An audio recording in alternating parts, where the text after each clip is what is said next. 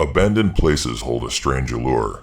They whisper tales of forgotten laughter and faded dreams, their decaying structures like tombstones marking a bygone era.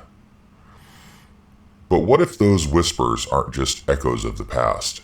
What if something more sinister lurks in the shadows? Something that feeds on the silence and the solitude. Two friends seeking a thrill in the ruins of a deserted amusement park found out the hard way. Their adventure turned into a nightmare, their laughter replaced by screams of terror.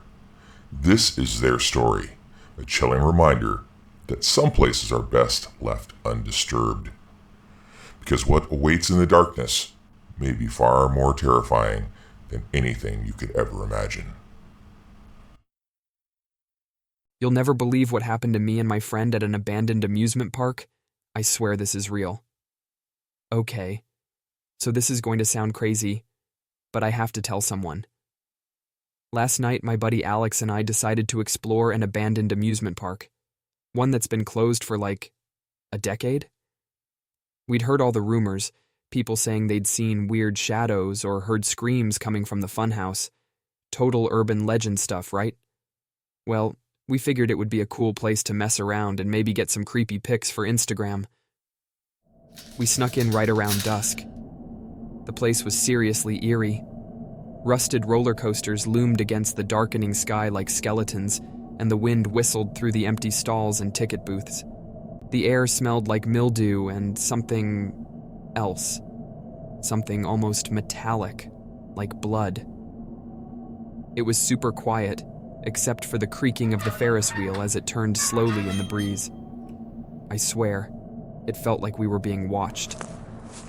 We made our way deeper into the park, the shadows getting longer and darker around us. We passed the old carousel, its painted horses looking sad and faded. The tilt-a-whirl was covered in graffiti, and the bumper cars were just piles of twisted metal. It was all so freaking creepy, but also kind of exhilarating. Then we saw the funhouse. It was a massive, lopsided building, all crooked angles and garish colors. Its giant mouth entrance was wide open, beckoning us inside. We exchanged a nervous look, but we were too curious to turn back. We stepped inside. The funhouse was a whole other level of creepy. It smelled like stale popcorn and cotton candy, but mixed with something else. Something rotten. Cobwebs hung from the ceiling like tattered curtains, and the floor was sticky with who knows what. The walls were lined with mirrors, all warped and distorted, making us look like grotesque versions of ourselves. It was actually pretty funny at first, and we started taking selfies, laughing at our stretched-out reflections. But as we went deeper, the funhouse started to get seriously messed up. The mirrors were all cracked and shattered, revealing glimpses of dark, empty space behind them. Then our flashlights flickering and just died, leaving us in almost complete darkness. We switched up to using the lights on our cell phones, but they barely lit up anything and made the shadows even crazier. Then the noises started. At first, it was just a faint scratching, like something dragging itself across the floor. But then it turned into a low growl, deep and guttural, like a monster from a horror movie. We started to freak out. Alex was practically begging me to leave, his voice a shaky whisper as he urged me to forget about the noises and get out of there. But curiosity gnawed at me. The growling was getting closer, and some stupid part of me needed to know what was lurking in those shadows. I told Alex I was going to check it out despite his protests. He called me crazy, but I didn't care. I was determined to see what was out there. And so, like the complete idiots we were, we split up. I went left, and he went right. That was our first mistake.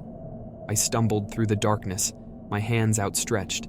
The air was thick and heavy, like something was breathing down my neck. The growling got louder, closer. Then I saw it, a flash of movement in the darkness. It was huge, a hulking shape with glowing red eyes. It lunged at me and I screamed, turning and running blindly back the way I'd come. I could hear it behind me, its claws scraping against the floor, its breath hot on my neck. I tripped and fell, scrambling to my feet just as it reached me. I threw myself to the side, and it crashed into a wall, the impact shaking the whole funhouse. I didn't wait to see what it would do next. I scrambled to my feet and ran. I burst out of the funhouse exit, the cool night air hitting my face like a slap. My heart was pounding, my legs shaking. I doubled over, gasping for air, the taste of fear thick in my mouth. But the relief was short-lived. I looked around wildly, the panic rising in my throat again. "Alex!" I shouted, my voice hoarse. "Alex, where are you?" There was no answer, just the wind whistling through the skeletal remains of the park. I stumbled back towards the funhouse, my fear warring with a desperate need to find my friend. I couldn't just leave him in there. As I approached the entrance, I heard a scream. It was Alex, his voice filled with pure terror. I didn't hesitate. I plunged back into the darkness, the echoes of his scream ringing in my ears. Following the sound, I found myself back in the Hall of Mirrors. Alex was frozen in place, his eyes wide with terror, the light from his cell phone bouncing erratically off the distorted glass. The creature was there, looming over him, its silhouette a grotesque distortion in the fragmented reflections. "Alex!" I yelled, trying to snap him out of his trance. "We have to go!" He didn't respond. I grabbed his arm, yanking him backwards. He stumbled, and I caught him before he fell. The creature roared, the sound echoing through the warped space. It lunged, its claws scraping against the glass. I dragged Alex behind me, his legs barely moving as we stumbled through the maze. We reached a dead end. The creature was closing in, its ragged breathing filling the narrow space. I frantically searched for an escape route, my heart pounding in my chest. Frantic, I caught sight of a little of the moonlight grass outside. There was a small hole in where the plywood had rotted and fallen away. I kicked at it and moved a little. The plywood was held in place by a few rusty nails, and despite being half rotten, it didn't want to move. I kicked it again, and with a groan the gap widened. "Alex, in here!" I hissed, shoving him towards the opening. He hesitated for a moment, then scrambled towards it. I kicked at the plywood again, loosening it enough for him to squeeze through. The creature's growl echoed closer. I followed Alex, who was trying to pull the hole open for me. I got my body through, past the protruding nails, and almost had my legs free when a sharp pain seared through my leg. I cried out, yanking my legs the rest of the way through the hole, as the creature's claws raked down my calf. We tumbled onto the hard ground, gasping for air.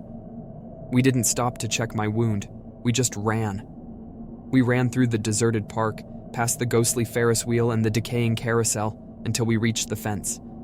We stumbled our way towards the exit, my leg throbbing with every movement. We finally made it back to Alex's car, our clothes torn, our bodies trembling. I glanced down at my leg. It was a mess. A set of 3 long gashes were oozing blood. I ripped off a piece of my shirt and tied it around the wound, trying to ignore the pain. We drove home in silence, the events of the night replaying in my mind. I could still hear the creature's roar, feel its hot breath on my neck. When I got home, I cleaned up my wound as best I could. It looked bad, but I figured it would heal. The next day, I told my parents I'd fallen while climbing the fence. They didn't believe me, but they couldn't prove otherwise. Alex and I agreed to never speak of what happened that night. But we both knew the truth. The scars on my leg are a constant reminder of the horror we encountered in that abandoned amusement park. And even though no one believes us, I know we'll never forget the creature in the funhouse. It's out there, waiting in the darkness for its next victims.